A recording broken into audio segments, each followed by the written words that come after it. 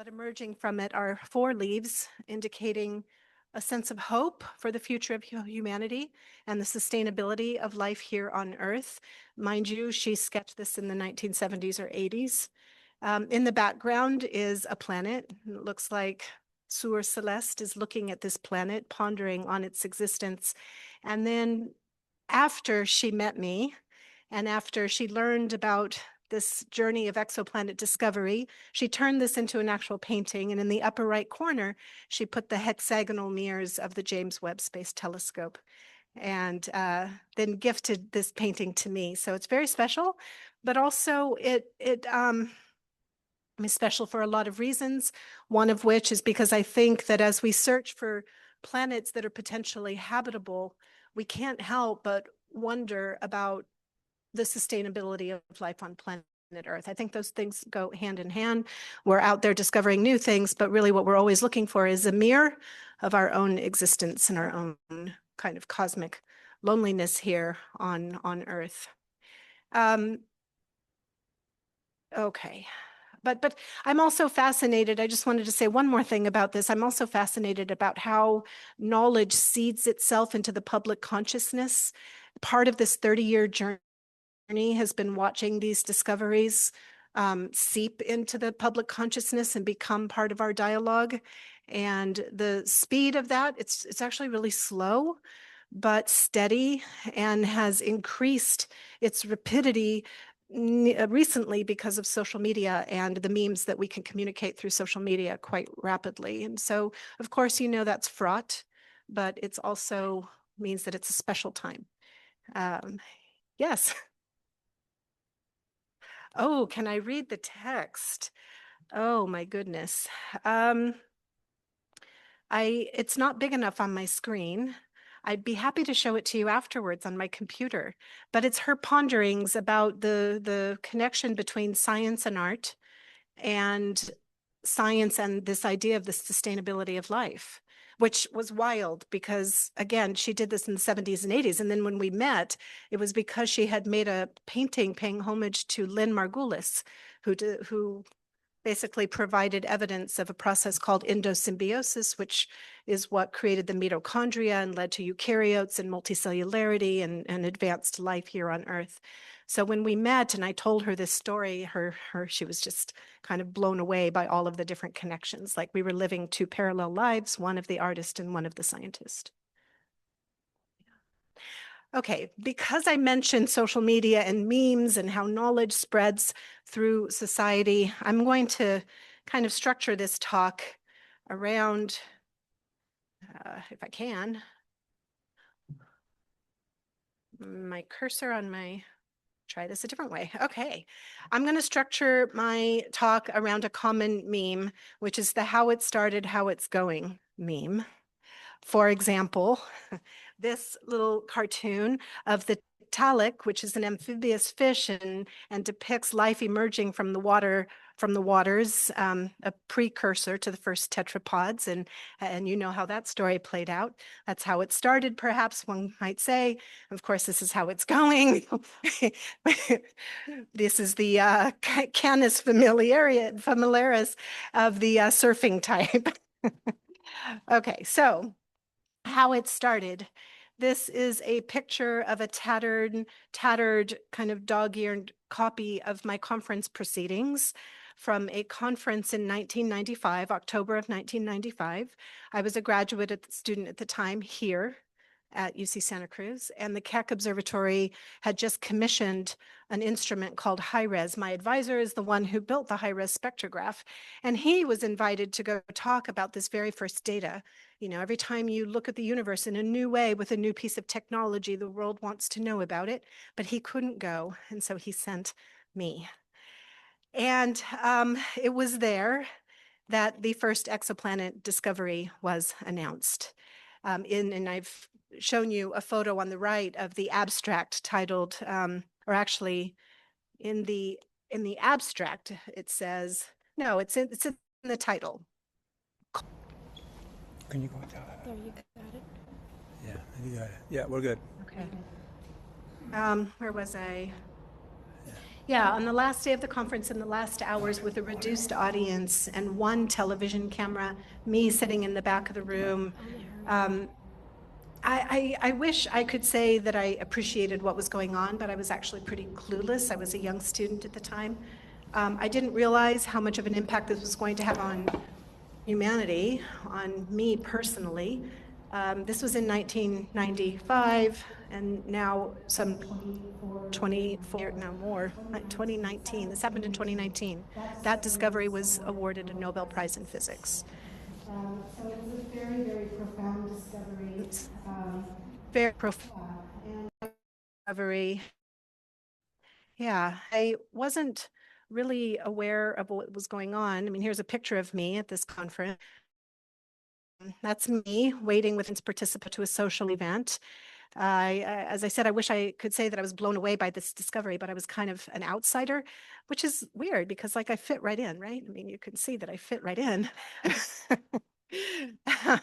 I was a young mother at the time and I didn't travel for was very special, but I was also very pride. I had a 2-year-old, you can see in the stroller, and I wasn't going to go to the conference until my parents actually agreed to go with me so that I could take my 2-year-old, and they babysat. And I'm showing this picture because on the picture on the right, in its upper left-hand corner, there's a date stamp, and it says October 6th, 1995. That is the day, to the day that that discovery was made. So while they were there roaming around Florence, I was in the room hearing that discovery. And I'm very, very grateful that they did that for me. This is an artist rendering of that first discovery, 51 Peg B. This is a Jupiter-sized planet orbiting a star very much like our own sun, except it's orbiting 8 times closer to the sun than Mercury is, or 8 times closer to its star than Mercury is to our own sun. So this is something unlike anything that we know of, certainly not like anything in our own solar system. Here's a cartoon of our solar system, not to scale necessarily, at least not in orbital distance, but you can see the tiny terrestrial-sized planets orbiting closer to the sun and the gas and ice giants orbiting far away. Here was something like Jupiter, but plunked down 8 times closer than Mercury is to our sun. So it was very, very weird. And I think that lent a sense of, healthy skepticism to the discovery, but it was quickly confirmed and others like it were quickly discovered. So this transformed the way we think about exoplanets. It opened up our minds really to possibility, thinking that the diversity of worlds out there could be significantly larger than the diversity of worlds in our own solar system. And certainly that continues to play out. I want to say a little bit about how these planets are detected. Back then, we were all stellar astrophysicists. We were not studying planets. That field didn't exist, at least not beyond the solar system. And if we were going to discover an exoplanet, we weren't tooling around the sky with a telescope saying, aha, there's one. We actually had to look at the star and observe some oddity of the star that inferred the existence of a planet. And in this case, what you're leveraging is the fact that planets don't just orbit their stars, stars orbit their planets as well. And that makes the central star orbit to and fro, move, wobble on the sky. Now, again, we don't see that either. We don't resolve the planet and the star. What we have to do is something like Newton did in the 1700s. We have to catch the starlight and use an instrument to spread that starlight out into its constituent colors. Apparently, according to Steve Pele and the crew at 60 Minutes, you cannot call such a thing a spectrum. You have to call that thing a rainbow. I was forbidden to use the word spectrum when I was interviewed after the launch of the James Webb, or no, right before the launch of the James Webb Space Telescope by Scott Pele on 60 Minutes. Both he and the producers told me not to say that word and to say rainbow, which makes me just want to say spectrum even more. And so I always tell the students this story, and I'm telling you this story so that you will go out and also, full of your indignation, use the word spectrum wherever you can. Yes, okay. Let me just go back to Newton and say a little bit more about this. I'm kind, why did they forbid me to use the word spectrum? One could say that it removes the wonder and out of science, the mystery.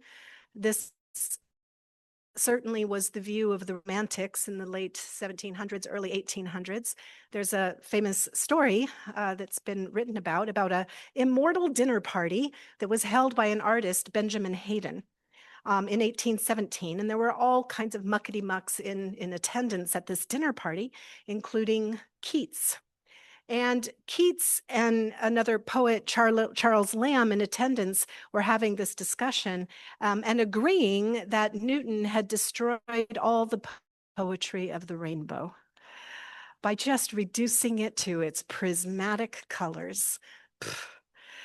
Um, okay, Edgar Allan Poe, who was another Romantic scientist, poet, wrote a poem called To Science. Let me just recite what some of this poem says. Do not all the charms fly away at the mere touch of cold philosophy. There was an awful rainbow once in heaven. We know her woof, her texture. She is given in the dull catalogue of common things. Philosophy will clip an angel's wings, conquer all mysteries by rule and line, empty the haunted air and gnomed mine, unweave a rainbow, as it erstwhile made the tender-personed Lamia melt into a shade. Basically saying that science is destroying all the romanticism of nature. So I have to counter that with a poem of Diane Ackerman, who I'll talk about at the end of this talk.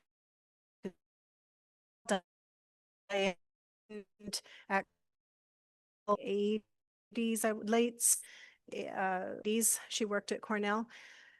She was getting an MFA, but was jointly mentored by Carl Sagan, and she was inspired by Holst's symphony called The Planets and wanted to do something similar with poetry.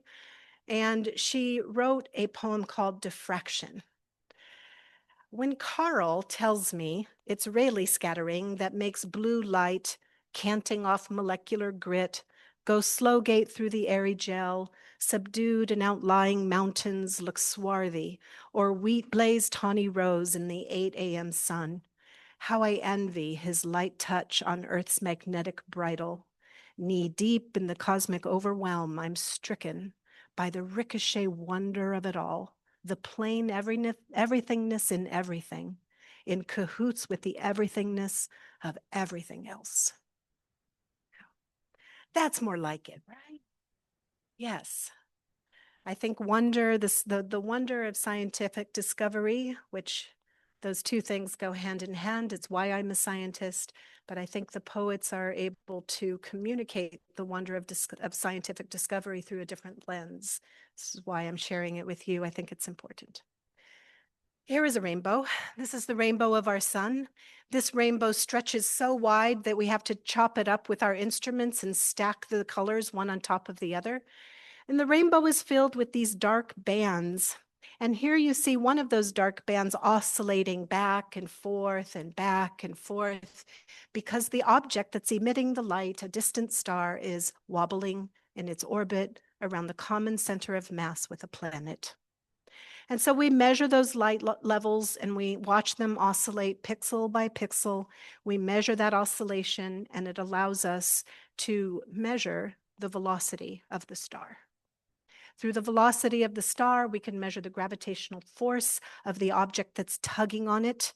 We get a scatter plot that looks something like this. This is maybe kind of boring. It's just a bunch of dots on a plot. These are the velocity measurements as a function of time that star is undergoing, and you see the star swaying to and fro as the points go high and low. And so these are the measurements of that very first exoplanet discovery. I don't know if I shared the name of that exoplanet with you. It's called 51 Pegasi b. Yes. You can see that the velocity, the maximum velocity that planet reaches is something like 60 meters per second. If you convert that to miles per hour, it's basically a car speeding down the freeway. With today's technology, we can do much better. We can detect smaller velocity wobbles due to tinier planets, invoking a smaller gravitational torque. And so here's a plot of a modern planet. This is called Barnard's star, planet C.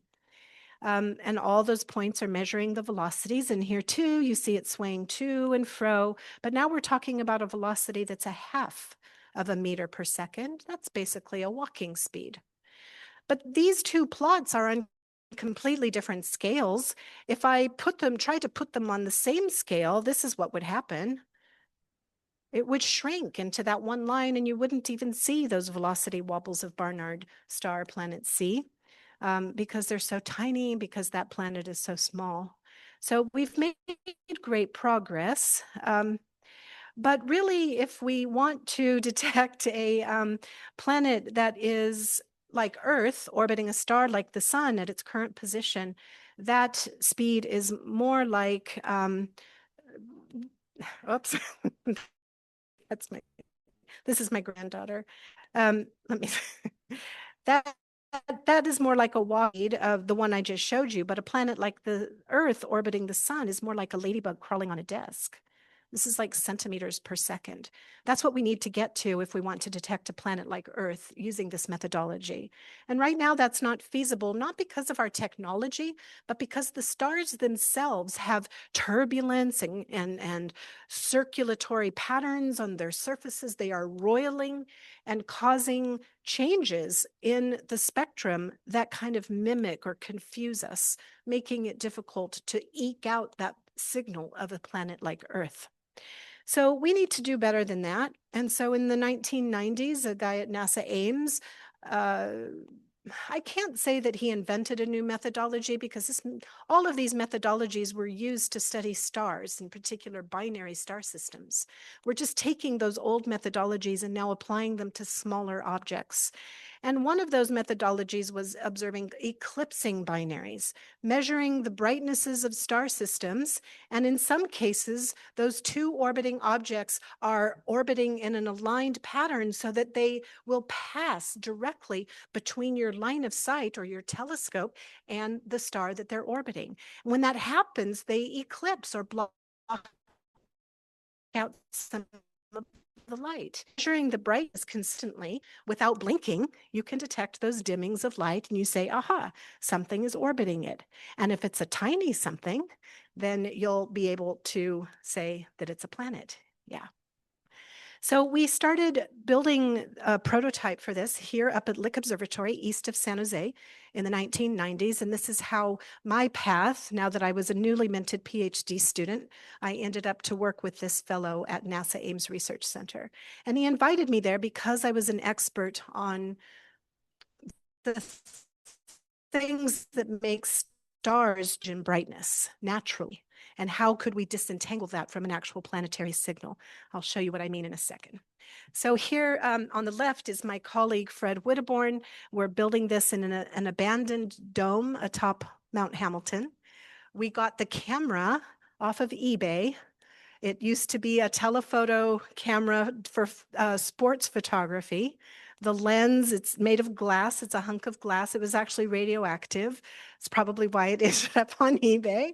The dome leaked, and so we had to rig up with sailing pulleys a system for bringing this green protectant cover over the optics when we weren't using it. When the dome closed, that thing went into position, and when we opened the dome, it slid back.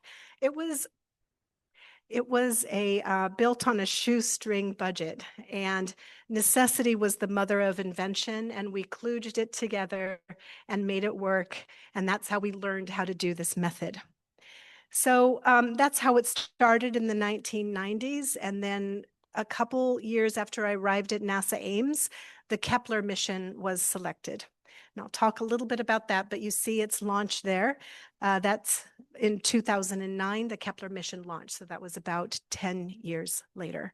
So we worked on this from the ground for 10 years and built Kepler. Kepler is a 1-meter telescope that was launched into space. It's actually was orbiting the sun, not the Earth. So it had an unobstructed view of the cosmos and stared at one patch of sky, about 200,000 stars, about the size of my open hand held at arm's length for 4 years, unblinkingly looking for these planets. Now, from the ground, here's a cartoon I put together. On the left-hand side is the sun, and I put a black disk in front of it that's a planet about the size of Jupiter. If Jupiter eclipsed the sun, it removes about 1% of the light. So you can imagine 100 light bulbs taking away one. That's about the change in brightness. But on the right-hand side is the same sun. And can you see the black dot that is there? That is a planet like Earth. Earth causes a dimming of about 1 part per 10,000. So now you can imagine 10,000 light bulbs and you take away one.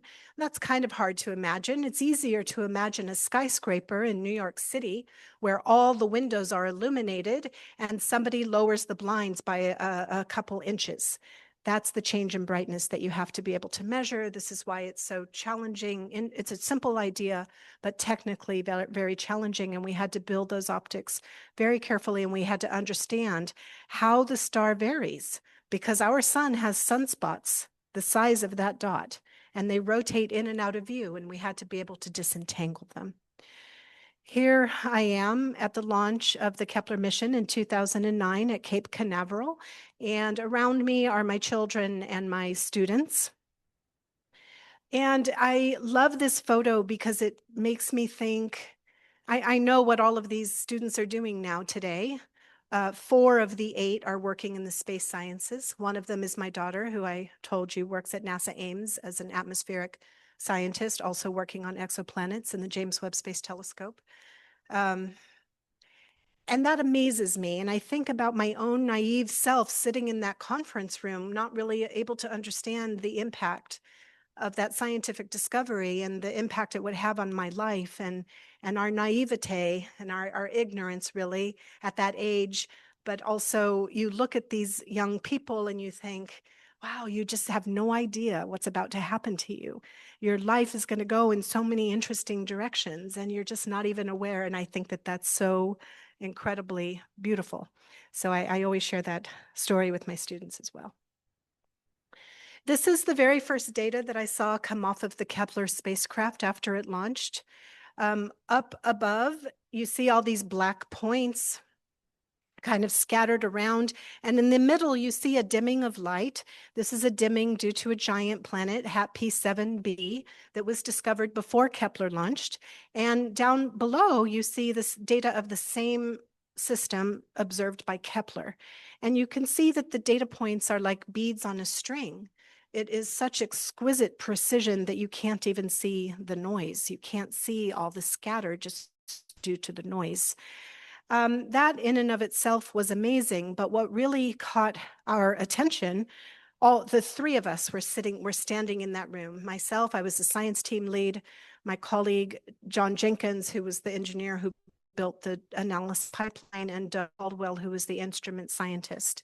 And all 3 of us at the same time looked at this wider data stream. You can see now the deep transit. I have this now on a completely different scale. I can see the whole brightness series for an entire orbit.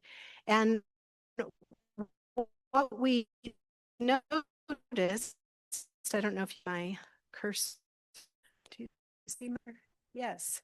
We all pointed at this at the same exact time. That is, let me zoom in. Oh, now you can see on the bottom, it's zoomed in, and do you see this thing right here is what I was pointing at? That is another dimming of light, not due to another exoplanet.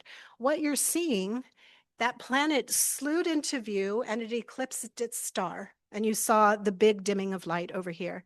Then that planet kept orbiting, and over here in its full planet phase, it all of a sudden disappeared behind the star. And so we saw the dimming of light due to the planet appearing behind the star. That's a secondary eclipse. And the thing that's astonishing about it is that the depth of that brightness dimming is equivalent to an Earth eclipsing a sun-like star. So right there with that very first data, we saw something unexpected, and we knew that Kepler was going to work. It was a very exciting moment. All right, so in order to communicate to you what Kepler did over its first 4 years of science operations, I'm going to show you another scatter plot. What you're seeing here on the y-axis is the rate of planets, and on the x-axis is the orbital period of planets. So every dot represents a planet discovery. And then to help, I drew in some horizontal lines marking common planet sizes that you know, Jupiter, Neptune, and then down below is Earth. So these are the discoveries that were known before Kepler launched. You can see that about 90% of them are larger than Neptune. Okay? And this is what Kepler added after 4 years. About 5,000 planet discoveries, and now over 90% of the planets known to humanity are smaller than Neptune. So we lifted the veil that was hiding all of the small planet population from our eyes with this new piece of technology. And from that, we discovered that the diversity of planets is much larger than the diversity of planets in our solar system, as I mentioned before.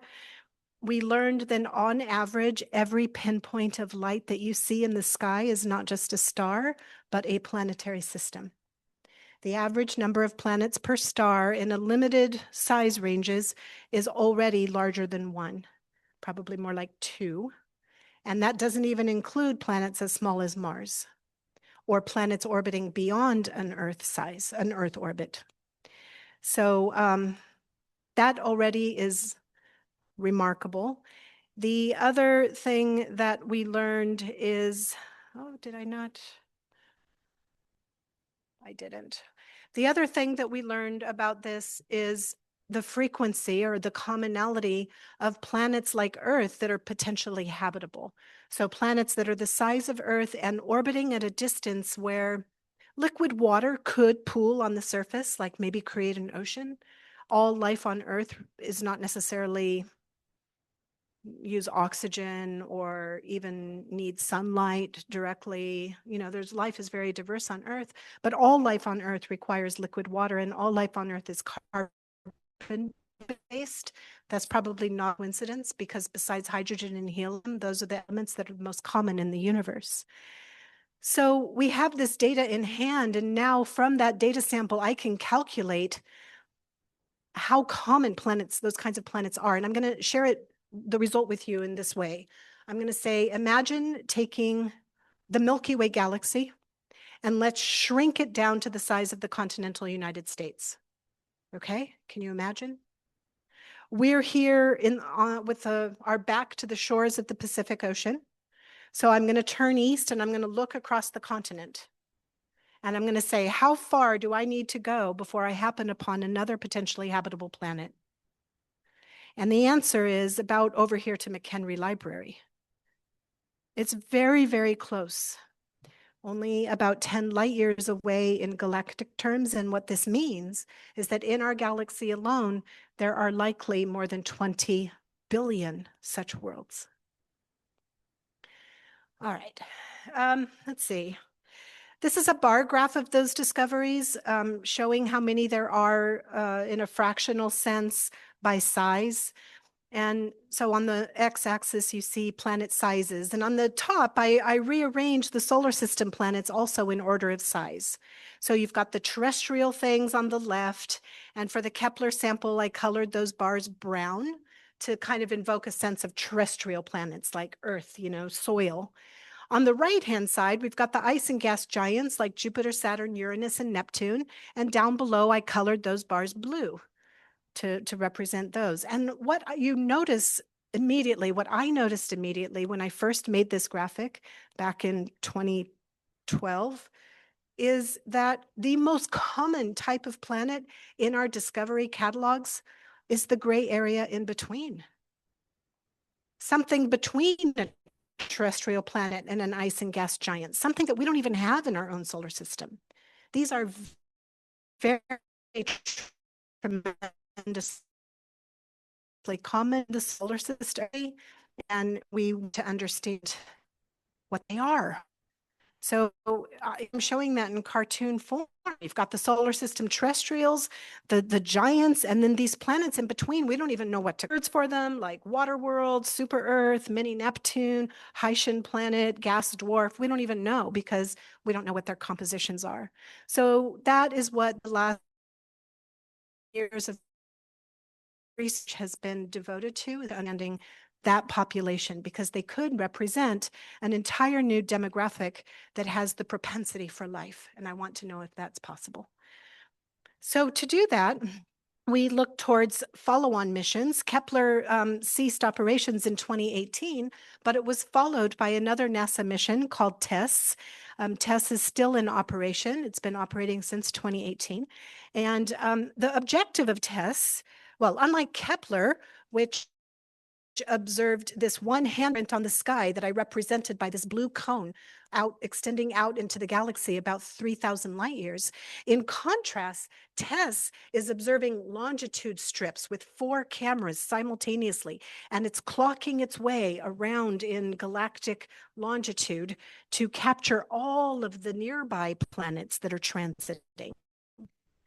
And so in this way, we discover not this yellow cone of planets that Kepler discovered out to 3,000 light years, but predominantly these pink dots that are a swarm, that's a swarm next to us out to a few hundred light years.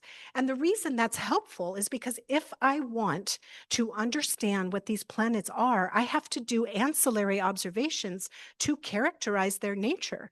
I need to know their masses, and I want to understand their atmospheres. And in order to do that, I'm going to need nearby planets where I can get higher sensitivity with existing technology.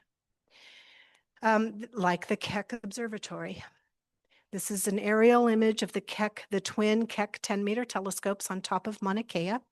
And in 2012, I got to go there, even though my thesis data, remember I told you, my thesis advisor built the high-res spectrograph for one of these telescopes.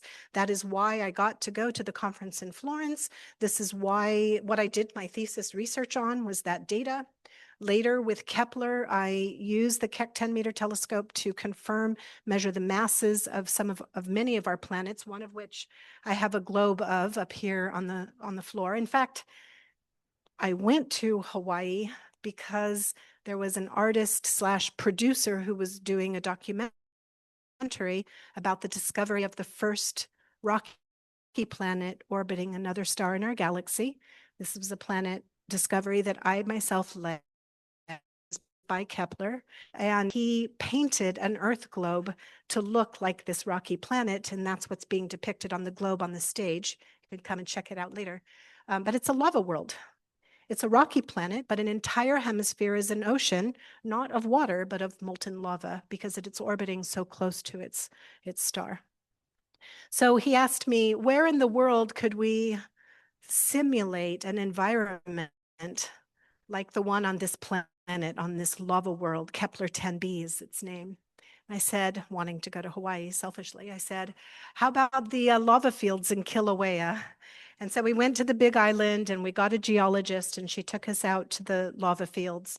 It was surreal. There was lava flowing underneath the rocks that we were walking on. The shoe soles, the rubber soles of the shoes that the cameraman was wearing melted off. They had to be duct taped back together. They filmed me in a scene taking a pickaxe and plunging it into the lava stream and picking some of the lava up with a pickaxe.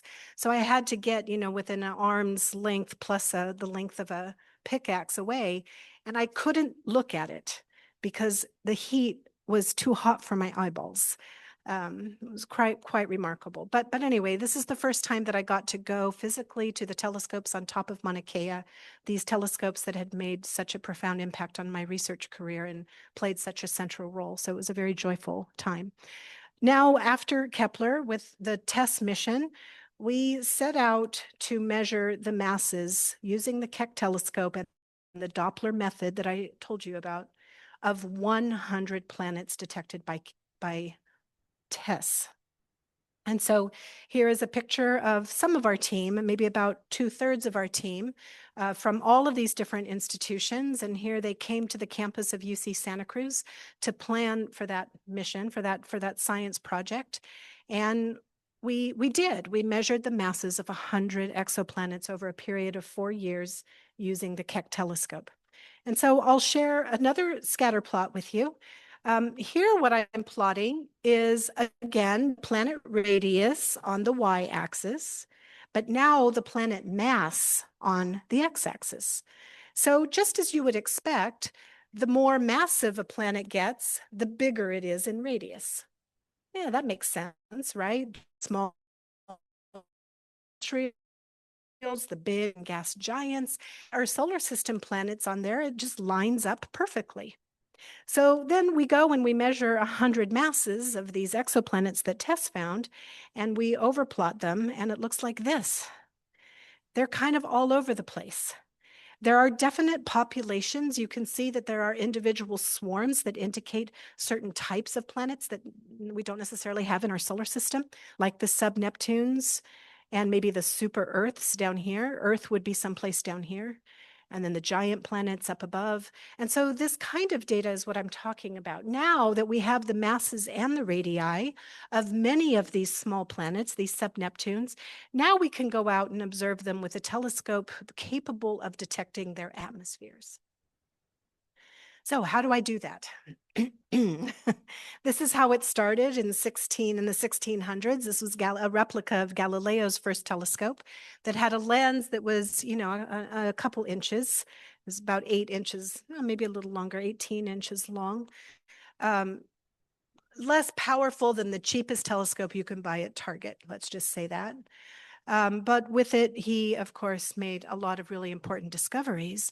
But now, 400 years later, we have the James Webb Space Telescope, which is about 6 meters across, a mosaic of hexagonal mirrors made of beryllium, coated in gold to be reflective in the infrared so that we can observe the universe with infrared eyes and not just take beautiful pictures, but measure rainbows.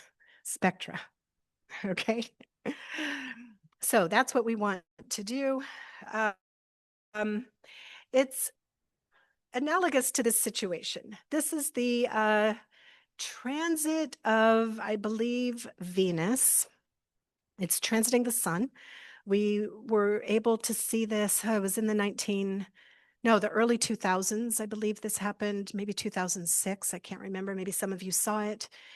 And the reason I'm showing it to you is because when a planet is in this transit geometry, when it's eclipsing its star, some of the starlight is going to filter through the atmosphere of the planet that's hugging its surface.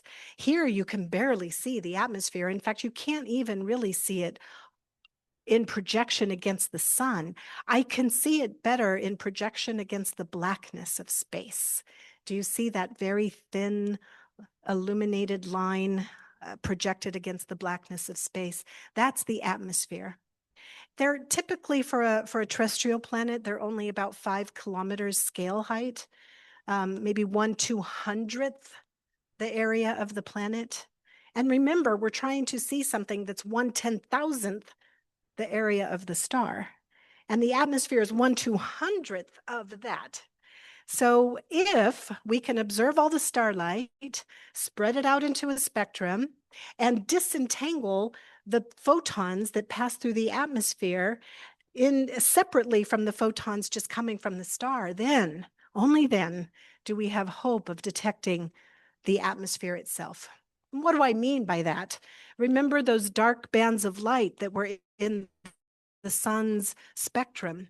Every one of those dark bands is an absence of light due to some particular atom or molecule absorbing it and taking it out of our line of sight, taking it away. And every atom and molecule has a distinct fingerprint, a distinct set of bands that it produces. So by looking at the pattern of those bands on a spectrum, we can actually discern what that atmosphere is made out of. And so this is what we're setting out to do with the James Webb Space Telescope, giving us this ultra sensitivity to these planetary atmospheres. And so I'm going to tell you about one such planet, the first that we studied. This is a planet called WASP 39b. It's a giant planet, so it's a little easier for the very first observation. very first observation of an exoplanet with the James Webb Space Telescope, and that project too was led out of UC Santa Cruz. So how does James Webb do this? Remember I told you about the Kepler transit method where we measure the brightnesses of stars, and the James Webb Space Telescope does that also, but at thousands of colors simultaneously. So at every single color, we get a measure of how much light the planet is blocking. And if that planet, for example, has a lot of carbon dioxide in the atmosphere, those molecules will absorb those photons, take them out of our line of sight, and the transit will get just a tiny bit deeper at that color, like in this animation. So I'm going to let you stare at this for a while. These are data points from the James Webb Space Telescope. It's a time series of the transit. And if you pay attention, watch the blue lines at the bottom relative to the orange model. And at a certain point, you will see them dip below the orange line.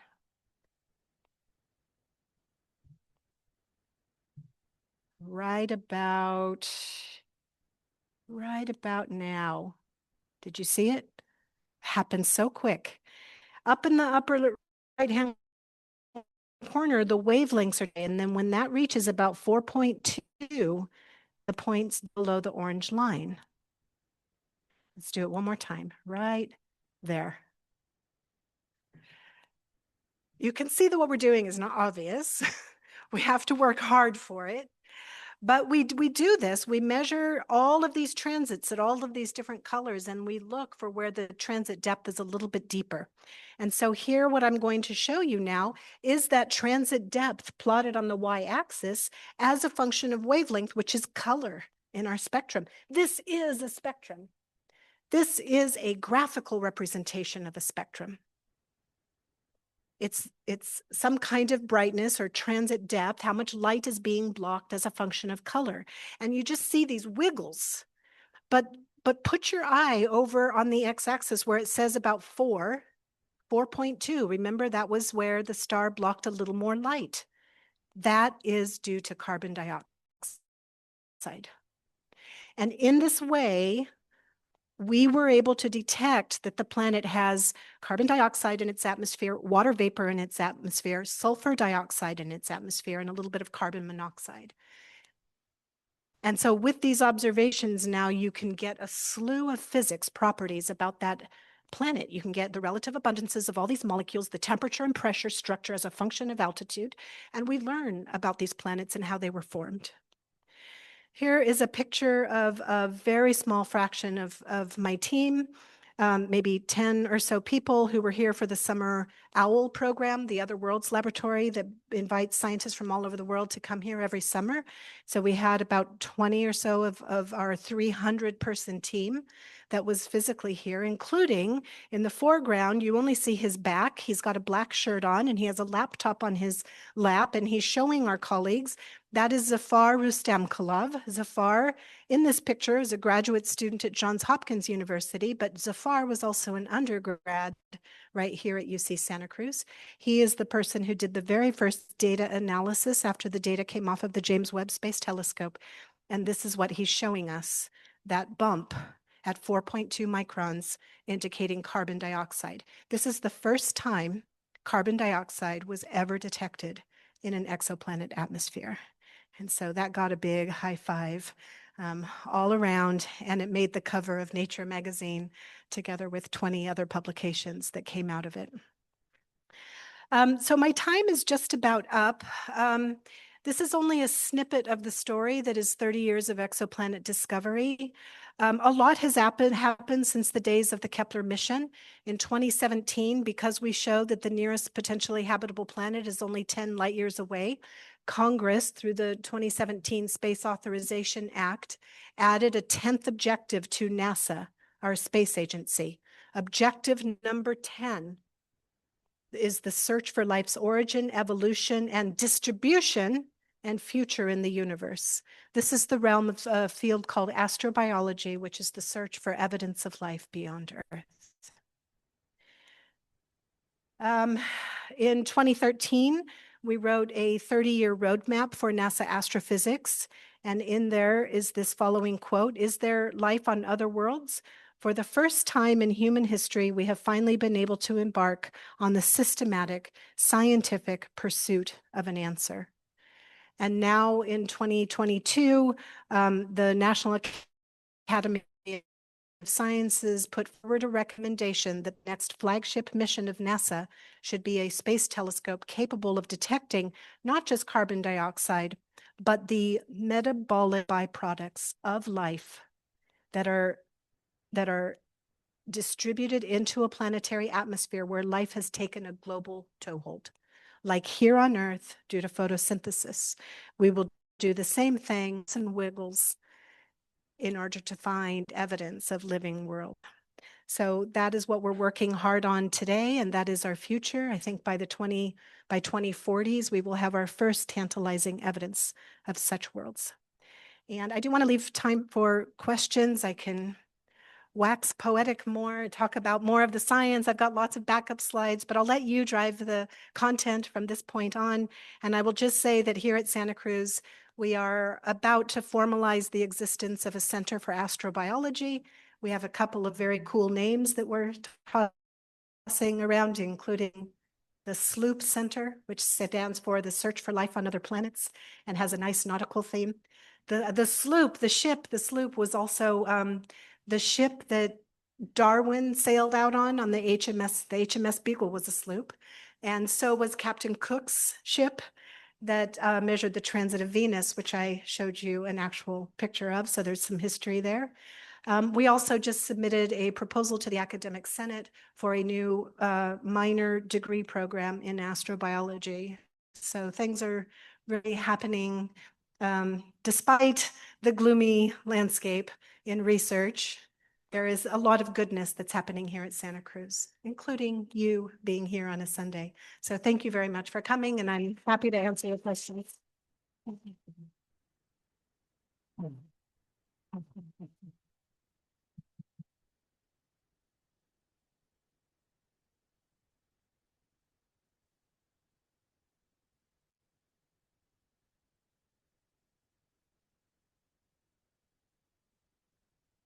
Okay, folks, I have the mic. Who's got a hand? I got one right here.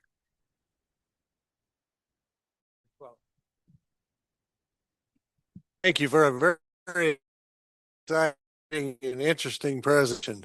I am curious about how your mind works, and that you have such an existential and like infinity goal. How do you set milestones to reward is this something that you may never see? The last part. I had that first realization. So if you didn't hear, how do you do this knowing you're planning for something that you might not ever know the answer to, that you might not ever see? The first time that really pierced my heart was in 2013. We had this meeting. Kepler was finishing its prime mission, and normally you would, if the thing is still operating, you would just go into an extended mission. But the budget climate, the federal budget climate, even in 2013 was really bad, and we did not have confidence it would get funded. So we had this meeting, a very historical meeting with some senior scientists, including Jill Tarter, who was one of the founders of the SETI Institute. Jill Tarter is also the woman who was portrayed by Jodie Foster on the movie Contact. Yes, that Jill Tarter. She was sitting next to me, and we were talking about this, and she put her head in her hand and just muttered under her breath, thinking nobody was hearing, "We never found anything." She was the one who led the SETI searches, so looking for radio signatures that might be indicative of an intelligent species someplace in the universe.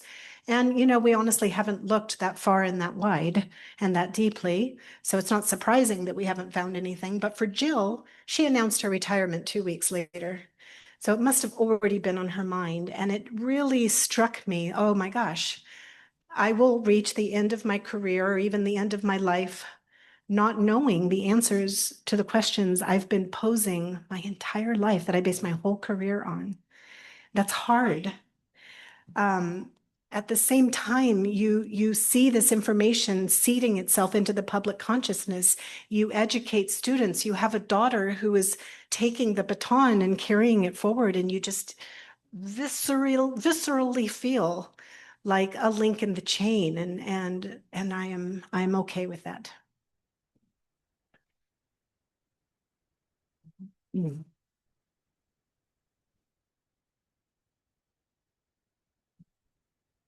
My question is not nearly so personal. You began the lecture talking about these planets that are so close to their star. Yeah. How do they not get sucked in? How do they not get sucked in? If our star, the sun, suddenly today became a black hole,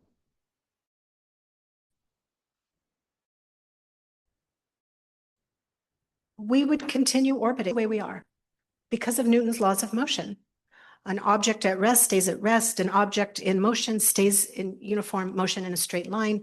But the same can be said for uniform circular motion. Imagine I'm spinning a rock on a string over my head. The string is applying a tension. And unless the string disappears, the rock is going to keep going in a circle. The string in this case is the gravitational force. So the gravitational force doesn't change. Maybe if the planet approaches the atmosphere of the star and then experiences a viscosity or a friction or a drag, that can slow it down and cause it to spiral in and be consumed. That happens. We see planets that are getting photodisintegrated by their stars.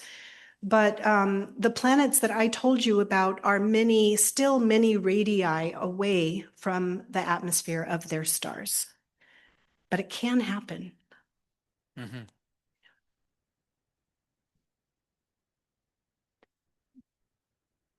Okay, you mentioned Carl Sagan.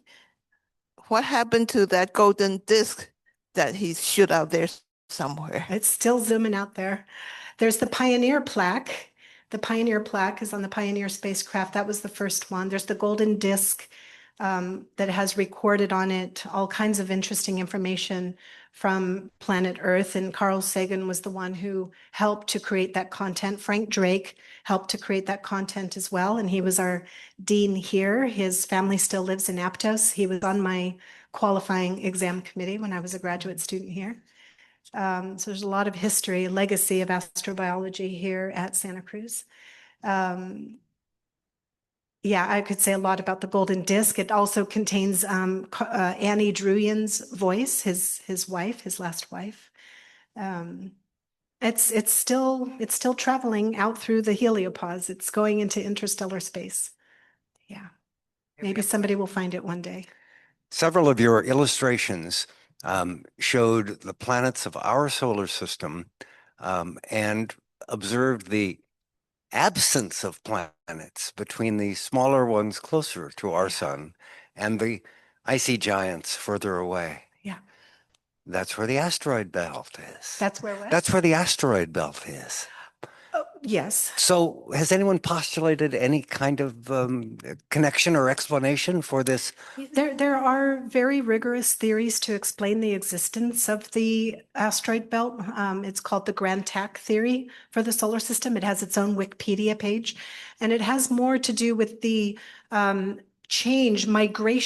So planets move around in their orbits. They can actually, when there is a protoplanetary disk of gas and dust still present as the planets are forming, they do experience that viscosity that we were talking about. They get torqued around by other material that's in the disk, and that causes them to change their orbits. So we think Jupiter did this early on in the formation of the solar system, and it scattered debris into the place where the current asteroid belt is. In fact, in the asteroid belt, we see objects, asteroids, debris, that has a composition remnant of a terrestrial planet, but we also see debris that has compositions remnant of icy things beyond Jupiter and Saturn. So we know that it was a dynamical event that shook things up a little bit. But we don't think that there's a correlation between that and these missing planets. Yeah, it's not enough material. It's even if you added all that material together, it still makes up much less than a whole Earth's worth. I am so sorry that we are running out of time. So it's my delight to be able to thank you so much for this amazing talk. Thank And, you so much for coming.